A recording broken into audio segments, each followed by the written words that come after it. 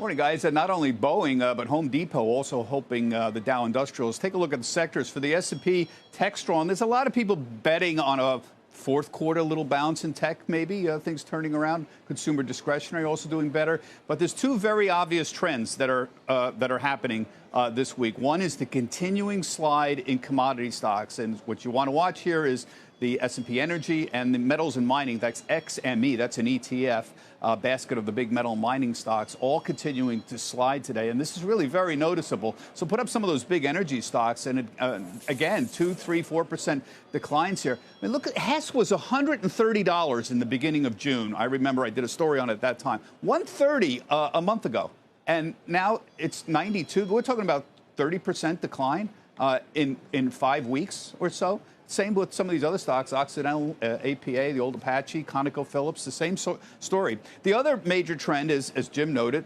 pessimism amongst the analysts. I'm not trying to call it pessimism so much as getting real finally. So we're starting to see some downgrades ahead of earnings season. So Regions Financial today downgraded Citi, Gap, Wells Fargo downgraded them. Of course, the CEO resigned. JetBlue got a downgrade at Susquehanna. That's a new low for JetBlue, I think $8.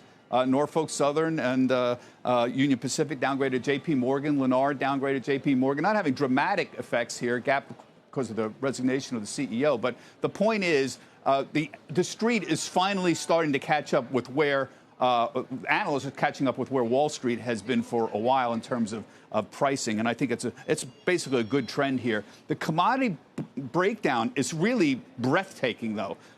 Remember, these were the big darlings in the first quarter of the year, commodity metals and energy stocks. Take a look at what's happened here recently with some of these new energy stocks. Halliburton, this is 5 weeks. ConocoPhillips, 31%. These were all at new highs in April or so. Chevron, Freeport-McMoran, 48% there. The metal stocks have collapsed as well, even more than some of the energy stocks. And the commodities themselves are also weaker. You want to watch here is DBB. That's the base metals index. It's a basket of individual metal stocks. There you go. Look at that, straight down in 5 weeks. This is a basket of aluminum and copper and zinc futures. That's a very good indicator of overall global demand for the metals market. So take a look at the commodities, the softs themselves, and plus oil.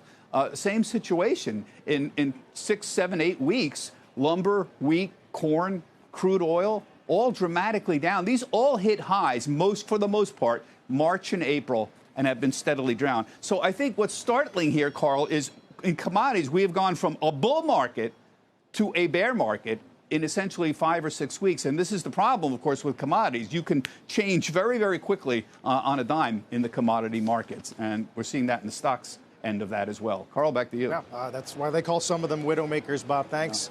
Bob Pisani.